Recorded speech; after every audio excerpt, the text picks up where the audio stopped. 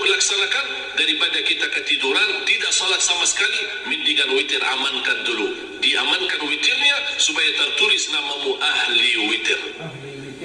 Kalau sempat tahajud syukur, tidak sempat alhamdulillah sudah tertulis nama kita ahli witir. Termasuk baca Quran, sedekah subuh, termasuk amalan yang sangat mudah tapi sangat terbaik dan agung manfaat. Bismillahirrahmanirrahim. Assalamualaikum warahmatullahi wabarakatuh. Alhamdulillahirabbil alamin. Allahumma shalli ala sayyidina Muhammad wa ala ali sayyidina Muhammad. Sahabat, teman-teman yang beriman yang insyaallah dirahmati oleh Allah Subhanahu wa taala, pada kesempatan yang sangat mulia ini mari sama-sama kita simak, kita dengarkan, kita ikuti ilmu yang akan disampaikan oleh guru kita almarhum Syekh Abi Jabir tentang amalan-amalan yang sangat dahsyat, yang ringan tetapi pahalanya sangat luar biasa. Untuk lebih jelasnya, mari sama-sama kita simak tayangan berikut. Allah menciptakan mati dan hidup untuk menguji kalian siapa di antaramu sebaik-baik amal, bukan sebagai amal. Allah tidak minta tahajud sepanjang malam. Bisa 2 rakaat tutup witir, sudah tahajud itu. Tahajud tidak harus 8 rakaat, tidak harus sunnah hajat, sunnah wudu, sunnah taubat, sunnah apa lagi. 2 rakaat tutup witir, sudah tutup, selesai. Ahli witir, ahli tahajud sudah cukup. Puasa Ramadan, kita selain bulan Ramadan diberikan kemudahan puasa Isnin Kamis. Kalau tidak bisa 1 hari 1 minggu. Kalau tidak bisa pun 3 hari 1 bulan. Diberikan kemudahan, tidak diminta banyak, tidak dibebankan. Wallahi mudah apa yang diberikan oleh Allah dan Rasulnya. Mudah diamalkan tapi pahalanya amat dahsyat. Barang siapa, Rasulullah bersabda, man sama yawman fi sabilillah ba'adahu Allahu 'anil nari 100 am. Barang siapa yang berpuasa 1 hari karena Allah, akan Allah jauhkan dari neraka 100 tahun. Ini 1 hari, bagaimana kalau 30 hari Ramadan? Bagaimana kalau bisa tambahkan salat sunnah-sunnah yang lain? Salat duha, kesempatan, tidak harus 8 rakaat, tidak harus 6 rakaat, tidak harus 4 rakaat, 2 rakaat, dan tidak harus dibaca wasyamsi wa duhaha. Banyak jemaah curhat kepada saya, keluhannya apa? Saya tanya, saya ingin salat duha, tapi susah, saya tidak bisa hafal wasyamsi wa duhaha, dan wasduha wal laili idza saja. Masa gara-gara tidak hafal wasyamsi wa duhaha wa duha tidak salat duha? Walaupun tidak hafal, mohon maaf, hafal qulhu, baca qulhu. Rakaat pertama qulhu, rakaat kedua tak apa-apa qulhu lagi. Asal duha terjaga. Betul? Witir jangan lewat 1 malam tidak witir. Walaupun tidak tahajud. Imam sah witir tambah tahajud, boleh witir walaupun tidak tahajud. Boleh witir walaupun tidak salat malam. Saya punya kebiasaan, habis Isya sunnah ba'diyah, habis itu 3 rakaat sunnah witir, 2 rakaat muqaddimah witir, salam, baru 1 rakaat witir, sudah selesai. Saya beraktivitas kembali, ada jadwal, ada ini, apa kemana saya pulang ke rumah istirahat. Kalau saya bangun tahajud, saya bisa tahajud, belum azan subuh, saya masih bisa laksanakan tahajud, tapi tidak boleh witir lagi karena sudah witir duluan, sudah selesai. Rasulullah SAW bersabda, Inna Allah witir, yuhibbul witir, fa'autiru. Allah maha witir, Allah cinta witir, jagalah witir. Amirul Mu'minin Umar bin Khattab ketika ditanya, kenapa wahai Amirul Mu'minin suka witir sebelum tidur? Kata beliau, saya khawatir meninggal dunia dalam keadaan tidur belum witir. Salat witir, kalau tidak bersempatan salat malam tidak apa-apa, tapi sudah namamu tertulis ahli witir. Kalau bapak-bapak, ibu-ibu yang sudah biasa bangun tengah malam, suka bangun tahajud, sudah terbiasa, tak apa-apa, boleh witir belakangan. Tapi kalau ada yang merasa kekhawatiran atau tahu dirinya suka malas, bangun tapi malas-malasan, berat untuk laksanakan, daripada kita ketiduran, tidak salat sama sekali, mendingan witir amankan dulu. Diamankan witirnya supaya tertulis namamu ahli witir. Kalau sempat tahajud syukur, tidak sempat alhamdulillah sudah tertulis nama kita ahli witir. Termasuk baca Quran, sedekah subuh, termasuk amalan yang sangat mudah tapi sangat terbaik dan agung manfaatnya, bahkan dahsyat balasan Allah. Kenapa sedekah subuh lebih istimewa daripada sedekah di waktu lain? Saya meyakini dan tidak diragukan orang Indonesia paling suka bersedekah. Setiap majlis ta'lim, setiap ada acara kegiatan majlis ta'lim atau kota amal di waktu Jumat, dimanapun ada orang Indonesia pasti suka bersedekah, beramal saleh, mengisi kota amal. Tapi yang perlu diperhatikan pertama sedekah subuh. Kenapa sedekah subuh lebih istimewa? Karena ada malaikat yang Allah turunkan, tugasnya cuma satu, mendoakan orang yang bersedekah di subuh hari. Siapa yang tidak mau doa malaikat? Yang kedua, di subuh hari selalu kita bersedekah, termasuk di waktu subuh maupun di waktu lain. Sering saya memperhatikan jarang jamaah menggunakan doa sesudah sedekah. Padahal doa sesudah sedekah atau sedekah disertai doa dahsyat, bahkan doa terjamin makbul. Teman-teman. Saya harap mulai hari ini sudah siapkan kota amal di rumah. Bapak punya satu, istri punya satu, anak-anak masing punya satu. Apa itu botol, apa itu kaleng, apa itu kotak, terserah. Setiap waktu subuh sebelum beraktivitas isi sedekahnya. Kalau bisa isi disertai doa, pasti banyak hajat Bapak Ibu. Ya Allah, dengan berkat sedekah ini sembuhkan kedua orang tuaku kalau sakit. Ya Allah, dengan berkat sedekah ini sembuhkan penyakitku. Sudah lama saya menderita sakit belum bisa sembuh. Ya Allah, dengan berkat sedekah ini karuniailah kepada aku dan keturunanku menjadi penghafal Al-Quran. Ya Allah, dengan berkat sedekah ini berikan kemudahan bisa ke tanah suci haji dan umrah dan ziarah Nabi Muhammad sallallahu alaihi wasallam. Ya Allah, dengan berkat sedekah ini anakku sedang ujian, termasuk anak-anak, ajarin anak isi sedekah, anak doa, ya Allah saya lagi ujian, mudahkan ujian saya. Ya Allah, dengan berkat sedekah ini titipkan pahala sedekahku untuk kedua orang tuaku. Itu juga boleh, tetapi tolong disesuaikan. Jangan sedekahnya koin-koin, tapi doanya sampai terbit matahari. Malu sama Allah. Kelamaan kata malaikat doanya. Padahal sedekahnya deng, deng, deng. Kalau saya usulkan, satu kali sedekah, satu kali hajat. Termasuk anak-anak muda yang sedang melamar kerjaan, isi sedekahnya. Ya Allah, mohon dengan berkat sedekah ini, mudahkan lamaran kerjaan saya supaya diterima. Menjadi kerjaan yang membawa rezeki yang halal. Termasuk jodoh, termasuk keluarga yang sudah lama menikah belum punya keturunan. Saya punya teman 17 tahun tidak punya keturunan. Dia menggunakan sedekah subuh sama istighfar, alhamdulillah 6 bulan kemudian beliau telepon saya, istrinya hamil. Masya Allah. Saya sendiri 13 tahun tidak punya keturunan. Secara medis normal, sehat, tidak ada masalah. 13 tahun tidak punya anak. Saya menggunakan rutin sedekah subuh. Alhamdulillah diberikan oleh Allah Subhanahu wa taala 3 anak. Kalau istri baru 1. Dahsyat manfaatnya sedekah subuh untuk hajat kita. Kapan saja Bapak Ibu bersedekah, jangankan hanya sedekah subuh. Kalau bisa sedekah subuh menjadi amal ibadah yang tetap.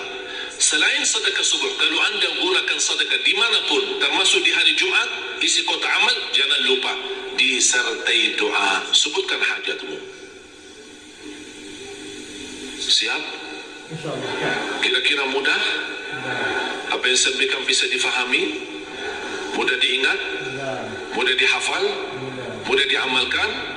Insya Allah masuk surga. Saya hanya mampu mendoakan dan mengajak dalam kesempatan ini semua jamaah, ayo mari kita sama-sama. Karena saya merasa Al-Quran ini bukan milik keluarga Ali Jabir, tapi Al-Quran milik kita bersama. Insya Allah kita bersama-sama mampu mewujudkan 1 juta penghafal Al-Quran. Kalau besok kita dipanggil oleh Allah Subhanahu wa taala duluan, insya Allah kuburan kita yang sempit dan gelap Allah jadikan lubang, dan juga Allah jadikan raudhah min riyadil jannah, taman dari taman surga, dan Allah salurkan cahaya. Kita tanya sama malaikat, itu cahaya dari mana? Ternyata para penghafal Al-Quran yang kita bina, Allah salurkan bacaan-bacaan mereka sampai kita di hari kiamat. Ingat Bapak Ibu, kita di alam kubur, di tempat yang gelap dan sempit, bakal lebih lama usia kita di kubur daripada usia kita di dunia. Kita aja di dunia yang begitu luas merasa kesempitan. Bagaimana nanti kalau di kuburan sendiri memang dia dalam kondisi sempit. Kalau kita ingin merubah kun fayakun, kuburan kita menjadi taman dari taman surga, kita tidak akan mampu kecuali dengan amal saleh atau sedekah jariah yang kita titipkan, yang Allah salurkan pahalanya terus. Anda bisa di dalam kubur 200 tahun, bisa 300 tahun, bisa 500 tahun, tapi bisa menjadi nikmat bagimu. Orang yang di atas mendoakanmu, tapi Anda berkata, hei, kalian tidak tahu saya lagi gembira, lagi bahagia, lagi berada di taman surga. Allah tunjukkan di dalam kuburannya, sebagaimana bersabda Rasulullah SAW, Allah bukakan satu pintu di kanan kuburannya, Allah tunjukkan posisimu di dalam surga. Disitulah kata orang mukmin, ya Allah, mohon segerakan hari kiamat. Tapi ada orang lain yang tidak pernah punya perjuangan, yang tidak pernah memperhatikan Al-Quran, bahkan jauh dari amalan ibadahnya. Allah bukakan nasibnya pintu dari neraka, dan dia berkata, ya Allah, jangan bangkitnya hari kiamat, cukup saya di sini. Nauzubillah min zalik. Tinggal kita milih Bapak Ibu. Allah tidak pernah maksa. Allah tidak pernah maksa. Allah hanya menawarkan 10 kebaikan. Setiap kita bersedekah, Allah lipatkan 10 kali ganda. Tapi Allah tidak pernah memaksa. Syaitan pun tidak pernah memaksa untuk menghambatkan diri untuk berjuang. Syaitan tidak pernah, hanya syaitan mengajak kita kepada dosa, mengajak kita kepada keburukan, tapi tidak pernah maksa, tidak pernah mukul untuk kita berbuat salah dan dosa. Allah sama juga, tidak pernah maksa, tapi Allah menawarkan. Bahkan Allah ingin kita bisa menjadi orang yang sami'na wa ata'na, karena manfaatnya bukan untuk Allah, tapi manfaatnya kembali kepada diri sendiri. Man amila salihan falinafsihi wa man asaa fa'alaiha. Barang siapa yang beramal salih, kembali manfaatnya kepada dirinya. Barang siapa yang berbuat buruk, kembali buruknya kepada dirinya. Tinggal kita milih. Dan saya yakin Bapak Ibu pasti akan memilih berbisnis sama Allah dan meyakinkan kebaikan yang akan membawa kita bahagia dan selamat dunia akhirat. Ya ayyuhalladzina amanu qu anfusakum wa ahlikum nara. Itulah masa depan. Bukan tamatan universiti yang terbaik, bukan rumah yang mewah, bukan mobil yang istimewa, bukan kehidupan yang layak atau kehidupan yang foya-foya, tapi masa depan keluarga, termasuk diri kita. Qu anfusakum wa ahlikum nara. Lindungilah dirimu dan keluargamu dari siksa neraka Jahannam. Saya akhiri satu cerita. Siti Aisyah radhiyallahu anha didatangi seorang ibu membawa 2 anak yatim,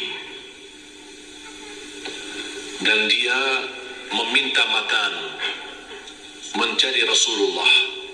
Kata Siti Aisyah, Rasulullah sedang keluar, apa yang saya bisa bantu? Kata ibu ini, kami lapar, minta makan. Siti Aisyah berkata, tunggulah sabar, saya akan bawakan makan. Masuk rumahnya Siti Aisyah. Kira-kira apa yang Siti Aisyah bawa makanan? Tidak ada makanan apa-apa di rumah Rasulullah. Cuman yang dia temukan adalah 3 biji kurma. Itu makanan Rasulullah. Tidak ada apa-apanya. Tidak ada kulkas yang bisa simpan makanan. Sekarang kita pulang ke rumah, alhamdulillah banyak rezeki di dalam rumah kita. Macam buah-buahan, macam makanan cemilan aja, masya Allah. Orang Indonesia sudah biasa masuk rumahnya makan cemilan aja di mana-mana, di meja ruang tamu, di meja kamar tidur, di meja dapur. Tinggal aja meja masuk WC. Di mana-mana ada makanan. Ada kerupuk, ada pokoknya makanan ringan. Alhamdulillah, saking banyak rezeki barakah. Siti Aisyah membawa kurma. Karena ibu sama anak 2 yatim, dia kasih satu-satu masing-masing. Anak-anak duluan makan kurmanya. Ibu begitu mau makan, anak-anak masih minta lagi. Lapar mah, dia lapar. Ibu kan orangnya yang kasih sayang kepada anak. Apa yang dia lakukan ibu? Dia membelah kurma yang dia punya, dia belah bagi 2, dikasih kepada anaknya. Dia sendiri belum makan. Siti Aisyah melihat ibu melakukan itu, terharu dan menangis. Betapa luar biasa kasih sayangnya ibu. Mereka pergi. Tidak lama datang Rasulullah. Siti Aisyah menceritakan, ya Rasulullah, baru terjadi di hadapan Aisyah sebuah cerita yang istimewa. Kata Rasul, coba cerita apa? Siti Aisyah menceritakan apa yang terjadi. Apa kata Rasulullah? Wahai Aisyah, kamu kagumi berbuat ibu terhadap anaknya? Kamu senang apa yang dilakukan ibu sambil membelah kurma membagi dua? Ketahuilah wahai Aisyah, Allah lebih senang terhadap perilaku ibu itu. Allah lebih senang, jangan Aisyah, Allah lebih senang. Sampai Rasulullah bersabda, ibu itu gara-gara separuh kurma yang dia bagikan kepada anaknya, dia belah kurma dibagikan, kata Rasulullah, ketahui wahai Aisyah, Allah selamatkan ibu dari neraka Jahannam gara-gara separuh kurma itu. Sampai Rasul di ujung hadis, ittaqun nara walau bisyikki tamra, bertakwalah kepada Allah terhadap api neraka walaupun dengan separuh kurma. Separuh kurma bisa kita selamat dari siksa neraka. Kira-kira gimana yang membagikan kurma buat buka puasa? Gimana yang menghadiahkan bok nasi? Gimana yang menghadiahkan puluhan bok nasi? Gimana yang menghadiahkan membina anak penghafal Al-Quran? Coba, kalau separuh kurma berharga di sisi Allah, gimana perjuangan? Ada orang wakaf tanahnya, ada orang wakafkan rumahnya, ada orang wakafkan hartanya. Luar biasa pahalanya di sisi Allah, bukan sia-sia. Wallahi bapak ibu yang berbisnis sama Allah tidak akan rugi. Surat Fatir ayat 29 dan 30, silahkan bapak ibu nanti pulang. Saya tidak akan baca dan tidak akan baca terjemahannya, tapi saya minta bapak ibu silahkan anda baca ayat itu dan buka Al-Quran dan belajar artinya. Surat Fatir surah 35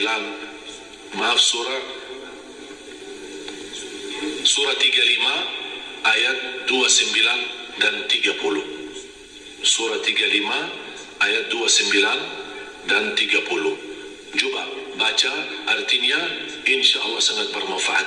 Dan mudah-mudahan di situ ada 3 amalan yang sangat indah. Mudah-mudahan bisa kita amalkan dan bisa kita gunakan. Insya Allah termasuk berbisnis sama Allah yang tidak akan ada ruginya, dan insya Allah akan dibalas oleh Allah dengan kebaikan dan kebahagiaan keselamatan dunia akhirat. Ya Allah ya Arhamar Rahimin, jadikan kami semua ahlul Quran, keluarga Al-Quran, berakhlak-akhlakul Quran, para pencinta Al-Quran, para penhafal Al-Quran yang mampu mengamalkan Al-Quran sesuai kemampuannya. Berikan kepada kami anak dan cucu penhafal Al-Quran yang mampu membanggakan kami di hadapan-Mu hari kiamat ya Rabbal Alamin. Ya Allah, atas izinmu kami bersama-sama kumpul di masjid ini. Berilah kepada kami kemuliaan, sama-sama bertemu kembali di dalam surga-Mu ya Allah bersama Nabi Muhammad sallallahu alaihi wasallam. Ya Allah, berkahi rezeki kami, panjangkan umur kami, sihatkan badan kami, berikan kemudahan bisa ke tanah suci haji dan umrah dan ziarah Nabi Muhammad sallallahu alaihi wasallam. Ya Allah ya Arhamar Rahimin, aku mohon untuk semua jemaah yang hadir selepas majlis ini, masing-masing pulang sudah diampuni segala dosanya, disucikan hatinya, dibersihkan jiwanya, diselamatkan setiap langkah-langkahnya, dikabulkan segala hajatnya, dimudahkan segala urusannya, dipanjangkan umurnya dalam taat kepada Allah, di akhir hayatnya dengan husnul khatimah.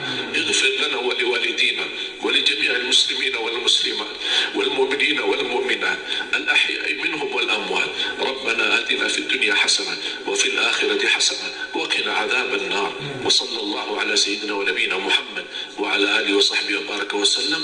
Walhamdulillahi rabbil Alhamdulillahirrahmanirrahim. Sahabat yang beriman, itulah tadi ilmu yang disampaikan oleh guru kita. Mudah-mudahan bermanfaat, mudah-mudahan kita dapat istiqomah di dalam mengamalkan amalan-amalan yang dahsyat, yang ringan tetapi pahalanya sangat luar biasa di sisi Allah Subhanahu wa taala. Mudah-mudahan kita selalu istiqomah, mudah-mudahan kita semua mati dalam keadaan husnul khatimah. Amin amin rabbal alamin. Mudah-mudahan kita semua dimasukkan ke dalam syurganya Allah bersama Rasulullah sallallahu alaihi wasallam. Amin amin rabbal alamin. Mungkin itu saja yang sudah saya sampaikan. Saya akhiri. Wassalamualaikum warahmatullahi wabarakatuh.